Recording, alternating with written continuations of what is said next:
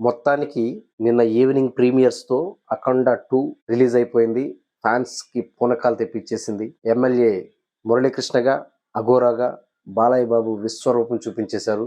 Cinema మొత్తం కూడా అఘోరా టెంప్లెట్‌లోనే జరుగుతుంది. సినిమా కూడా మొదలయ్యే ముందు 'అఖండ 1' గురించి రీక్యాప్ చేసి మొదలెడతారు. అండ్ సినిమాలో సైంటిస్టులకి, సనాతన ధర్మానికి, చైనాకి, ఇండియాకి ఇలా లింకులు వేసుకుని సినిమాని నడిపాడు. ఇంకా చెప్పాలంటే సినిమా మొత్తానికి అఘోరా క్యారెక్టర్ హైలైట్. మహాశివుడి అంశగా ఆ క్యారెక్టర్ని తీర్చిదిద్దారు.